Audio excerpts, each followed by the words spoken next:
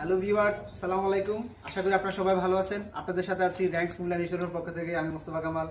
Viewers, আজকে আমি আপনাদের সাথে ফ্রস্ট ফ্রিজ এবং নো ফ্রস্ট ফ্রিজের কিছু পার্থক্য তুলে ধরব, যা আপনাকে সঠিক ফ্রিজটি বাছাই করতে সাহায্য করবে।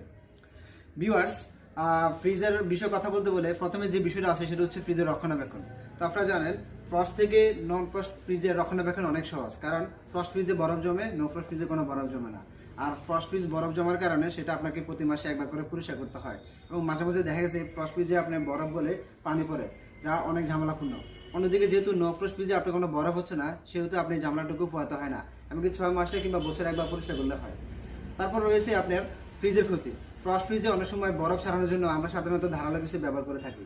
ধারালো কিছু দিয়ে যখন আমরা বরফটা ছাড়ি, তখন কি হয়, এটা ফ্রিজের গায়ে লেগে ফ্রিজের অনেক বড় ক্ষতি করে ফেলে, তা চাইলেও আবার পূর্বের অবস্থানে ফেরানো সম্ভব নয়।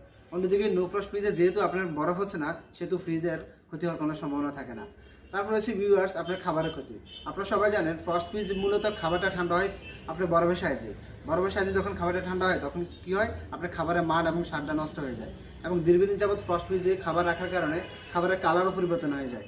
অন্যদিকে নো ফ্রস্ট ফ্রিজে যেহেতু আপনার বরফ হচ্ছে না, সেহেতু আপনার খাবারের মান এবং স্বাদ ঠিকই থাকে এবং কালারটা অপরিবর্তিত থাকে। তারপর রয়েছে অধিক জায়গা। ফ্রস্ট ফ্রিজে দেখা গেছে অনেক সময় বরফে পরিপূর্ণ হয়ে অধিক জায়গা দখল করে নেয়, যার ফলে আপনি চাইলেও পুরো ফ্রিজটি আপনি ইউজ করতে পারবেন না এবং বেশি খাবারও আপনি রাখতে পারবেন না। অন্যদিকে নন ফ্রস্ট ফ্রিজে যেহেতু আপনার বরফ হচ্ছে না, বরফ না হওয়ার কারণে এখানে আপনি চাইলে পুরো স্পেসটি ব্যবহার করতে পারবেন এবং বেশি পরিমাণ খাবার রাখতে পারবেন। সো ভিউয়ার্স, মূলত এই সকল কারণে ফ্রস্ট ফ্রিজ থেকে নো ফ্রস্টের আপনার চাহিদা অনেক বেশি, এমনকি মানানসম্মত। ভিউয়ার্স, আপনারা আরেকটা বিষয় জানেন, বর্তমান বিশ্বে স্যামসাং রেফ্রিজারেটর বিশ্বের নাম্বার 1 রেফ্রিজারেটর ব্র্যান্ড, এবং বর্তমান বিশ্বে স্যামসাং রেফ্রিজারেটর অন্যান্য ব্র্যান্ড থেকে অনেক বেশি নির্ভরযোগ্য এবং কি আলাদা। এছাড়াও স্যামসাং নন ফ্রস্ট রেফ্রিজারেটর কথা বলতে গেলে স্যামসাংকে যে টেকনোলজি সবচেয়ে বেশি আলাদা এবং নির্ভরযোগ্য করেছে, সেটা হচ্ছে স্যামসাংয়ের টুইন কুলিং প্লাস টেকনোলজি।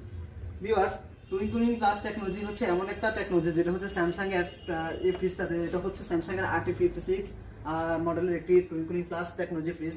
এখানে আপনার 2টি ইভাপোরেটর এবং 2টা কুলিং ফ্যান রয়েছে, যার সাহায্যে কি হবে, আপনার ফ্রিজ এবং ফ্রিজের খাবারের এক খাবারের গন্ধ অন্য খাবার মিক্স হবে না, এমনকি আপনার খাবারটা খুব দ্রুত ঠান্ডা করে, এমনকি খাবার 7 দিন পর্যন্ত সতেজ রাখে। অন্যান্য ব্র্যান্ডের দিকে যদি আপনি তাকান, সেখানে দেখবেন আপনার একটা ফ্রিজের জন্য শুধু একটা কুলিং ফ্যান এমনকি ইভাপোরেটর ইউজ করে থাকে, যা এটার তুলনায় অনেক কম। তারপর রয়েছে ভিউয়ার্স, আপনার স্যামসাংয়ের রয়েছে, যদি আপনাদের সাথে জিনিসটা শেয়ার করি, সেটা হচ্ছে আপনার অ্যান্টি ব্যাকটেরিয়া প্রোটেক্টর এবং কি durable filter. Anti bacteria protector থাকার কারণে কি হবে, আপনার ফ্রিজে থাকা খাবারকে ব্যাকটেরিয়ার হাত থেকে প্রতিরোধ করবে। পাশাপাশি ডিউরেবল ফিল্টার থাকার কারণে আপনার এক খাবারের গন্ধ অন্য খাবারে মিক্স হতে দেয় না। তারপর রয়েছে ভিউয়ার্স, স্যামসাংয়ের এই বিষয়টা